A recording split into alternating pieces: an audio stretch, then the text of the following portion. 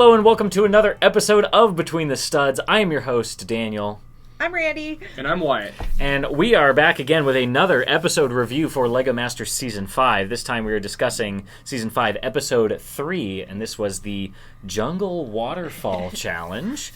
So this was sort of a new concept here. So let's start off with everyone's first impressions. What did you all think about this this challenge here with this waterfall challenge? I love the challenge. I think it was fun. I love a good slow-mo. Oh, yeah. I live for a good slow-mo. So that was fun. And Will Arnett back behind there with the oar and everything. Oh, gosh, it was hilarious. The little paddle to push the ones that got stuck. Right. Yep. Very good, very good. How about you, Wyatt? What did you think? I thought it was pretty neat. I like all the character-based builds. I think those are the most fun. And the gimmick of slow motion, you can't beat that. Dropping thing like watching Lego explode is just always awesome. Absolutely. Yeah. Absolutely. We've had some slow-mo challenges before. I think we had one where they had like different types of explosions or something, and they were very focused on like filling the build with like different colored things, so when it explodes in slow-mo it looks interesting. We've also had ones where they focused kind of on like free motion as opposed to like motorized motion. So we had the puppet theater challenge in season 2, I think, where some of the builds had like hair that would move and things like that. So we saw a little bit of those elements kind of making a comeback here in this episode. But this was a 6-hour challenge. Yes. What do y'all think about that? Off the tails of another previous very short challenge the week before. How'd y'all feel about that? You have to really use your time wisely, and a couple teams they don't think paid attention to. I mean, I get the go big or go home kind of thing, but they really didn't think of scale and timing. I feel like they missed some steps there. Seemed like it. How about you, Wyatt? Yeah, there were, I would say, 1 or 2 teams I think struggled a little bit with this challenge because time management, I would say, is actually probably the biggest struggle in this show that I would have at least.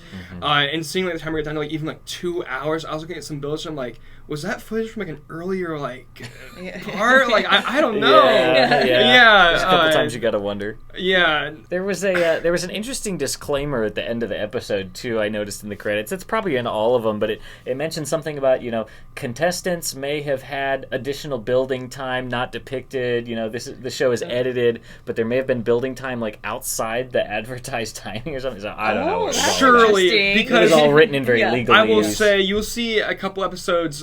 Especially this season, where it's like, okay, push your builds to the front, and like in the planned episode, you'll actually see the Jedi Temple that is that Anthony and Joe do is actually like not done in like that like last little second. They've always done that at the end where they like make it look like they're putting stuff on at the last minute, pieces but in reality they probably did it when there were still 20 minutes on the clock. They always do that, but it was kind of interesting to see. But all right, let's jump into our teams here in the order that they were presented. So we finally got like an official team introduction for Marcella and Krista. We talked about that in our last 2 videos, is how they were. In the first episode, there were maybe 4 or 5 teams that didn't really get the official intro with their little, clip of them doing a funny pose and their name and explaining what their relationship is to each other. And then most of the rest of them filled in episode 2, except for Marcella and Krista. So we're sorry, we guys. finally did get introduced to them. They are both from Pittsburgh. Their team name was the Pittsburgh Pals. And their build was the Will A. Monkey, which I don't know if they were like making fun of Will Arnett, the host, or something. Because he kept like latching onto their build and being like, wow, isn't that like a cool monkey? Isn't he super cool? But how did y'all feel about this build? They were the one that originally had some issues with the ball joint limbs that the judges gave them some feedback on. And then it sadly did end up breaking on the waterfall. But what did y'all think about this build overall? Randy, we'll start with you.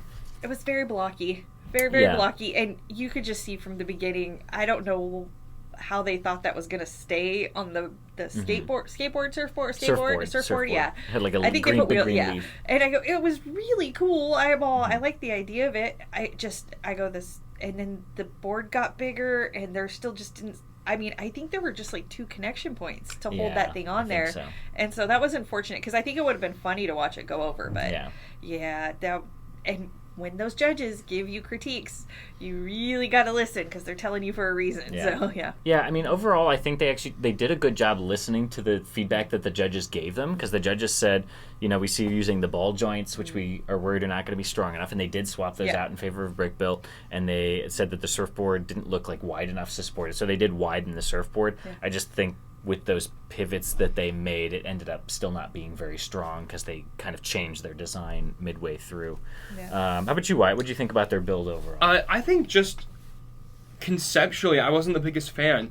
Like, I think everybody had, like, oh, it's an alligator, but it can't swim. Like, all these, like, cool, like, little variations on this idea. But for them, it felt like it was, like, just a monkey. And also, I kind of got lost a little bit on, like, the Will A monkey. Like, you're right. Like, is it a joke like Will Arnett? Or, like, what does that mean exactly? And I'll say the build itself, too, just kind of looks like a log to me a little bit.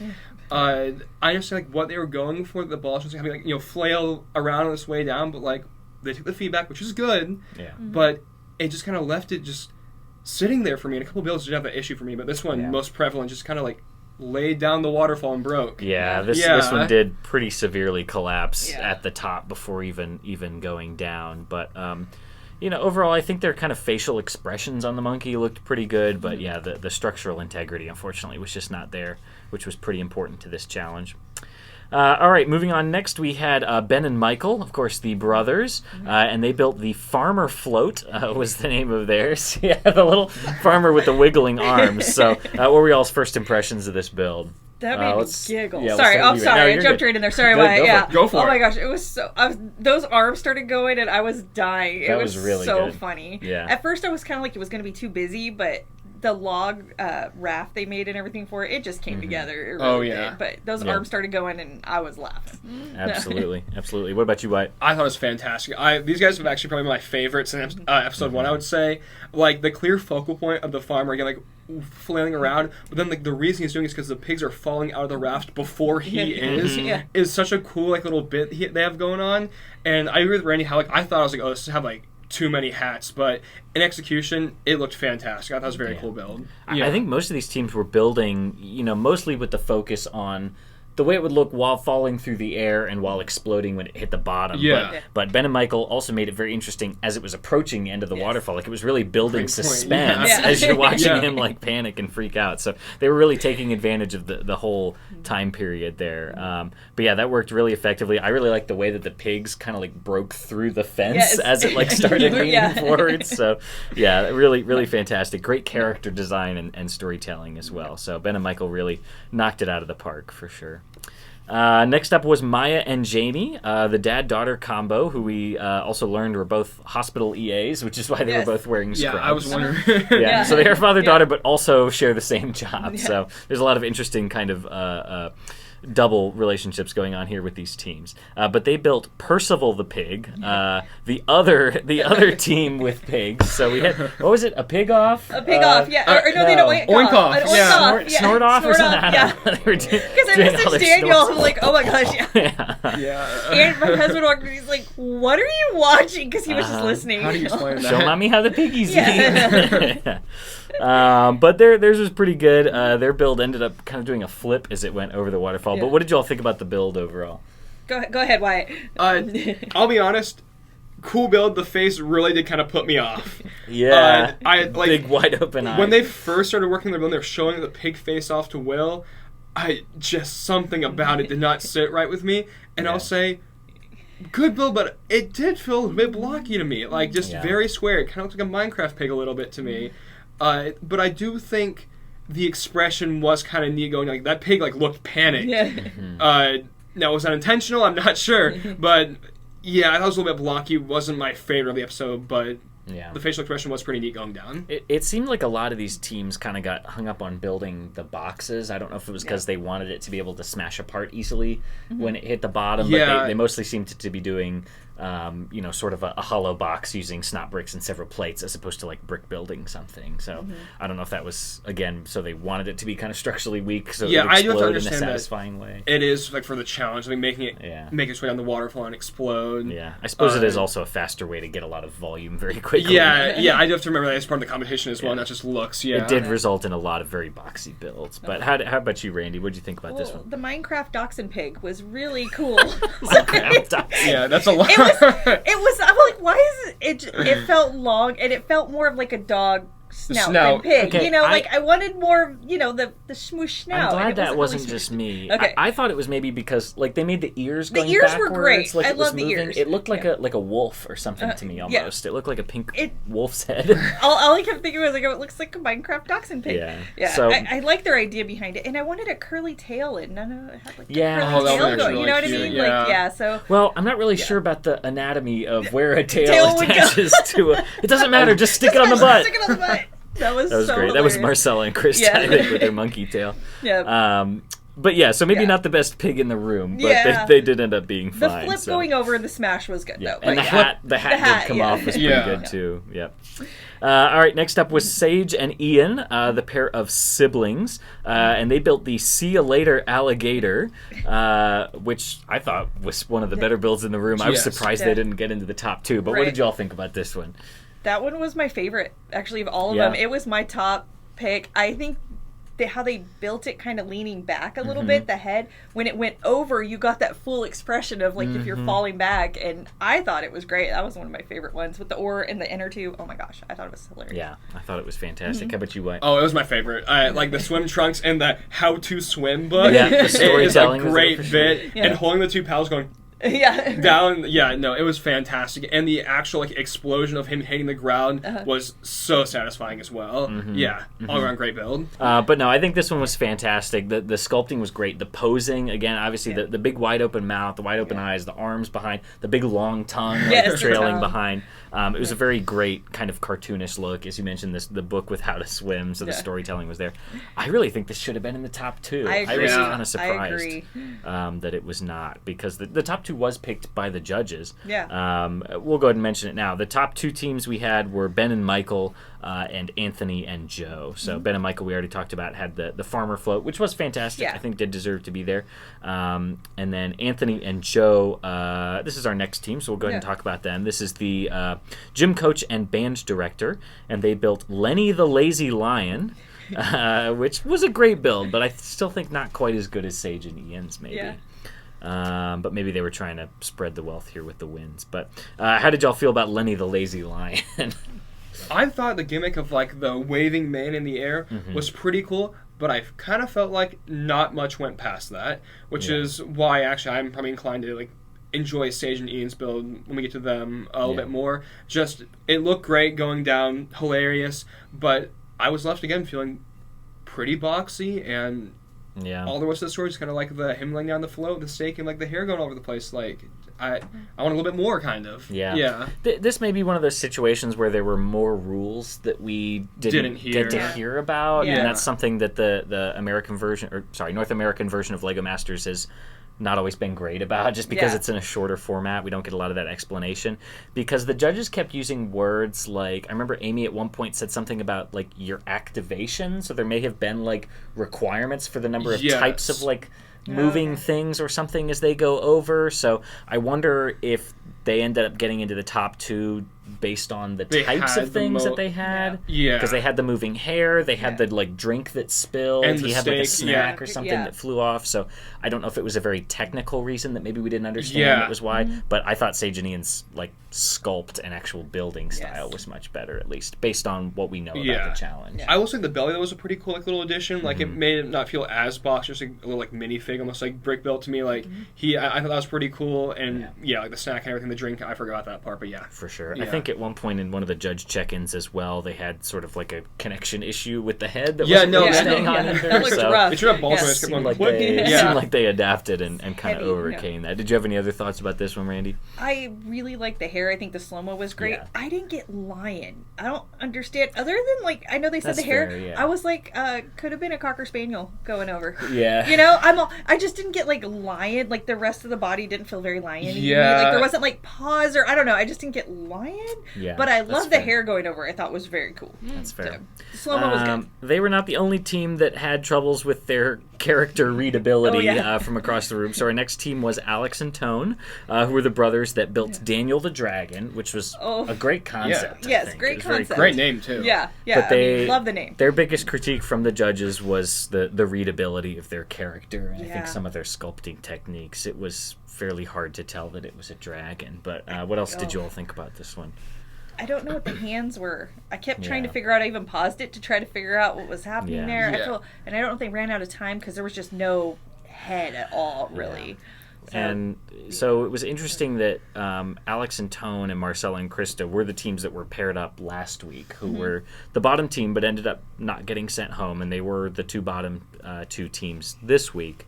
But I think they suffered from those same issues that we saw last week, which was just kind of, utilizing the planning phase, making executive decisions about what you're going to build and moving on and using your time wisely. I think they just ran out of time. Yeah. I think. But how about you, Wyatt? What else did you think about their build? I'll be honest. The dragon did kind of look like a tower to me a little bit. And the readability was a little bit off. And I think it generally just comes down to the planning. Like, they had some very ambitious ideas, but as the check-ins went on, I was not seeing much progress being made. Like, almost every other build, I started to see it take shape. And I was like, I know what that is. Yeah. Not until the very, very end when they showed their build off could I even tell you like what it looked at building to me. Being truthful, like it just looks like a tower, kind of. Yeah. That's something else we've always gotten with Lego Masters. They pitch their original concept, verbally, and then after they've built the thing, there's like a sketch artist or whatever who does those little drawings. So we see what it's kind of supposed to look like, but it's also based on the finished project. And then we also get, during the judging, the contestants will provide the description of what their storytelling is. But at the same time, the judges have to look past that and judge it based on whether it's readable and whether the story kind of tells itself without that supporting narrative. So I think this was one that missed the mark a little bit in that regard. Next up was John and Justin, the pair of friends who built Zog the Alien Influencer. We've already talked a lot about boxy builds, but I think this one might take the cake there.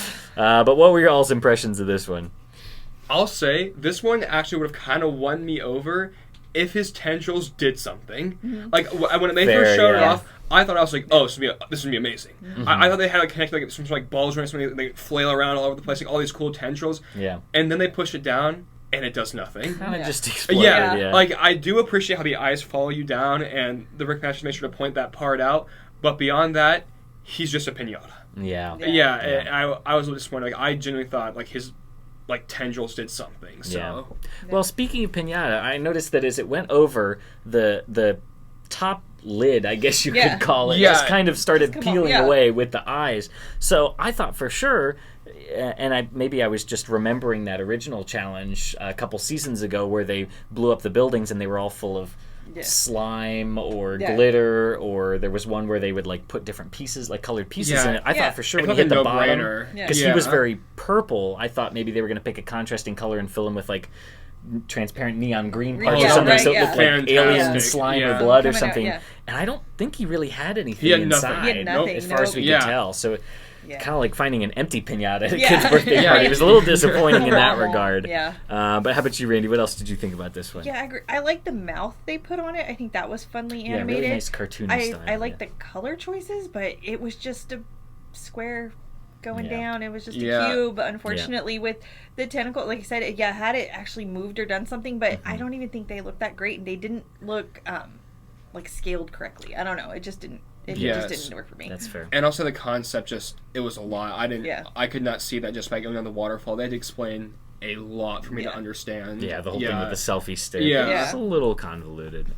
Pretty much everybody else played it safe and picked a jungle-related animal. Again, I don't know if that was part of the rules or requirements or not. I guess it obviously wasn't a requirement if they went with an alien, but most people played it safe. So this was a little more out there, so I applaud them for taking a risk. But I think the storytelling maybe fell a little bit short there. But luckily for John and Justin, it seemed like more than a handful of people struggled with this one, so they were pretty safe in the middle of the pack. All right, let's see. Next up was Corey and Rebecca, the pair of wedding DJs. They built Leaf Cutter Larry. This was the large leaf cutter ant, and they were struggling the whole challenge with the strength of those legs. That was judge criticism, which they attempted to pivot on, but maybe not quite enough. But what did y'all think about this build overall? Go ahead, Wyatt. Wyatt sounds like he wants to go first. So I'm sorry, even if it did work out, like, execution, like, perfectly, just, you can see those Technic, like, pieces, it just, like, felt so empty to me. The body was kind of cool, and I guess a jetpack is a kind of neat like little gimmick, but just like those legs. I didn't even see the jetpack. I mean, first of all, what's the story? Second of all, just it rolls down. How does that contribute to it falling down in slow motion? Yeah. I was just left with like more questions than answers for this build, and then for it to only end up breaking, like it was even more disappointing in the end. I just frankly I didn't get it. Like I don't know what they're going for, just for it to roll down and then fall.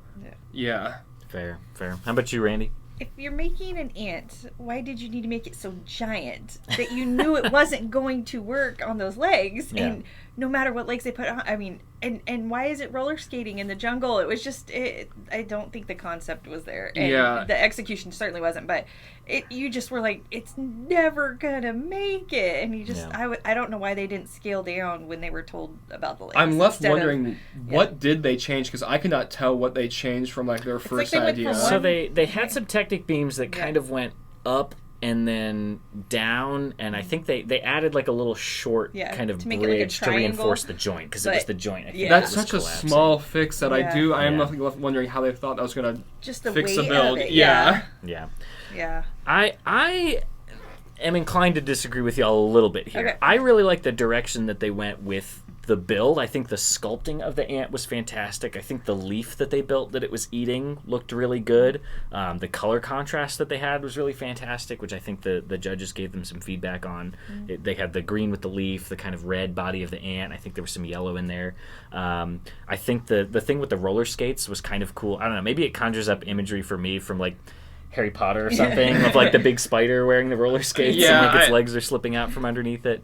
So I really liked the concept and the sculpting and execution of the build. Obviously, they did not pivot enough with the feedback about the structure of the legs. I mean, I really would have spent a lot of that last time adding a lot more Technic to those legs, maybe some plates around the outside to give it some texture and kind of cover up that Technic. That's what I was kind of hoping for. So you're not seeing it. That may have also contributed to the strength of it. So obviously, technically, they needed a little bit more work. The other thing I was concerned about was as Will was putting it up on the waterfall before it collapsed, I was concerned just because theirs was not in a raft or something. They only have the little roller skates in the water, so the amount of surface area that the water is pushing on to propel it forwards, I was worried that even if it had stayed intact, that it was not actually going to roll because there was no water pushing it. I thought that was going to be their failure point and not actual total collapse. So both of those are maybe some things they could have taken into consideration more. But again, a handful of teams struggled with this one, so they were safe in the middle of the pack there.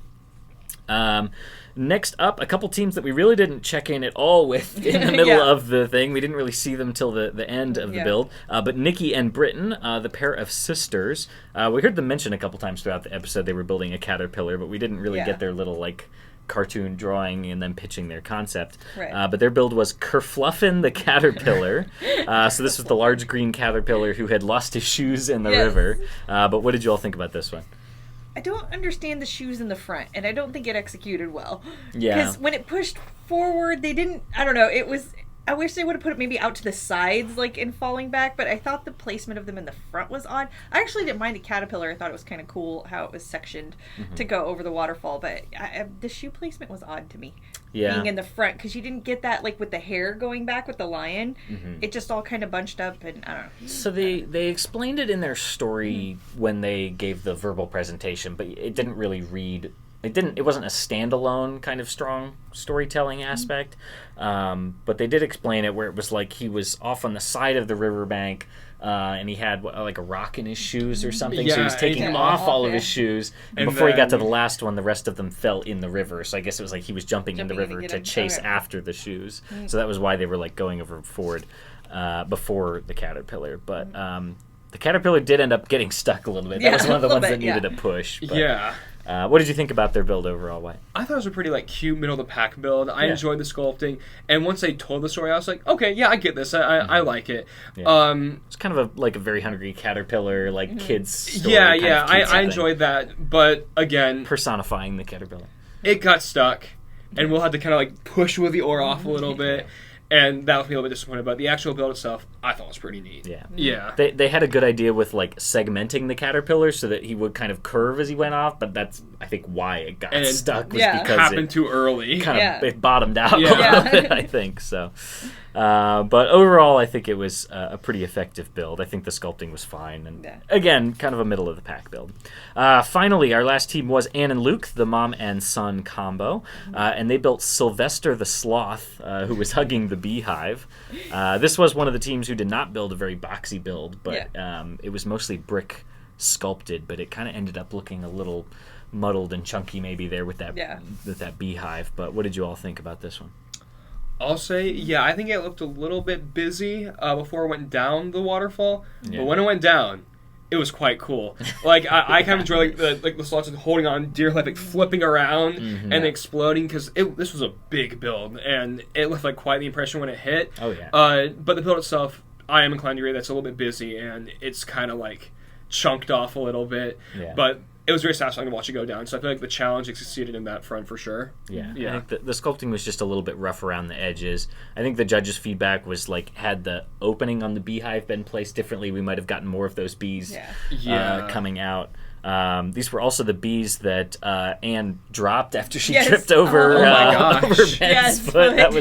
That was pretty bad. Of course, they hammed it up for the drama because it's a reality show, but they always love to show people tripping or something. But fortunately, most of them were focused on whether or not she was okay. The sound was great. Ben stopped for nobody. Yeah, right. Yeah. But Will Arnett was like, Anne, are you okay? So, they, of course, hammed it up. But how about you, Randy? What did you think about their Sylvester the sloth? Because they talked about, I like the sloth. I do think he was a little chunky, but, I think it was good. It was different than everybody else's, too, of how it was built. So that was fun to see. But they talked so much about the bees. She fell for the bees, and there were no bees.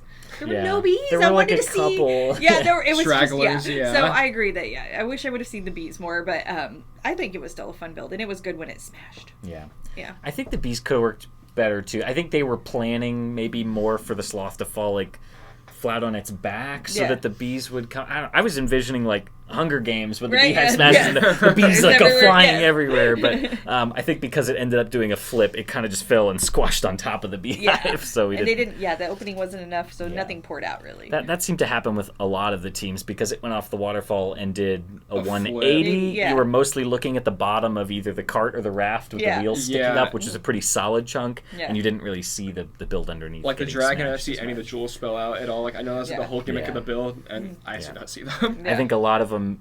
Again, had this been a longer challenge, they could have spent more time critically thinking about things like center of mass and gravity and the way it was actually going to go over the waterfall. Because what was it? I think Percival the pig was the one that almost did a full flip, but not quite. He got about 3/4 of the way around. It was the dachshund in it made him longer.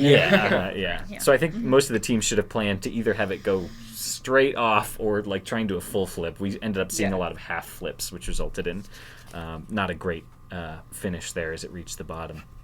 But that is all of our teams. So within the judging, we did end up seeing Ben and Michael and Anthony and Joe reaching the top two, which we then had the twist of the golden brick being introduced. So the golden brick is back officially, much anticipated, as they always make it seem.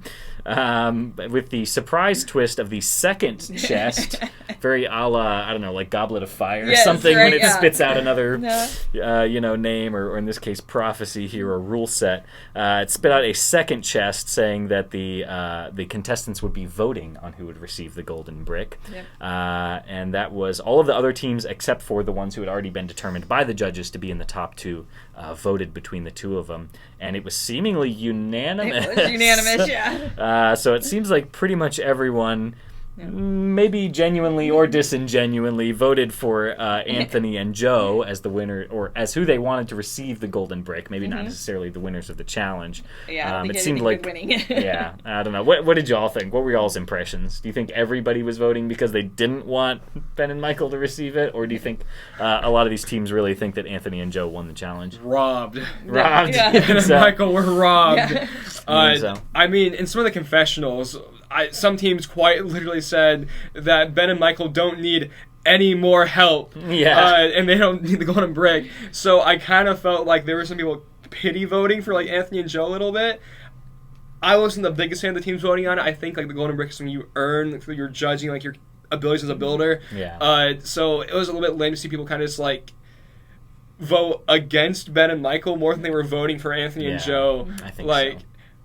if I was the team that got voted for because you guys thought I was like less of a threat, I feel kind of bad. Yeah.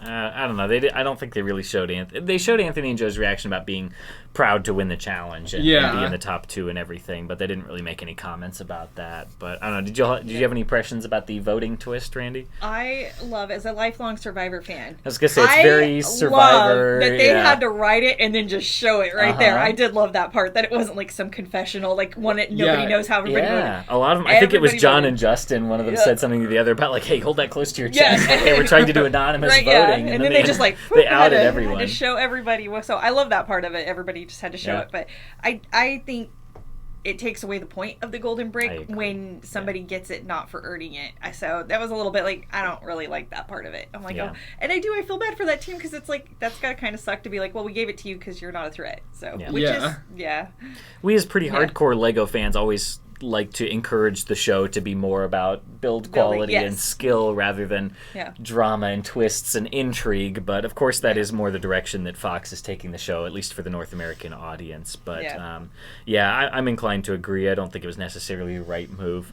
I think it should absolutely be based on merit, and that you should be the best build in a challenge to earn that golden brick as your kind of fallback. But we'll see. We'll see how it comes into play. We'll see if they ever do this voting thing again. Maybe it's just a one-off, since evidently everyone seems to be picking the lesser of two evils here. Maybe, I don't know. But that was the twist. Anthony and Joe, of course, did end up winning. Next, we learned the bottom 2, as I already mentioned, were Marcella and Krista, and Alex and Tone. Marcella and Krista, I think because theirs was the most severely collapsed before going over the waterfall because of the strength issues, and then Alex and Tone because of the readability of that dragon sculpture.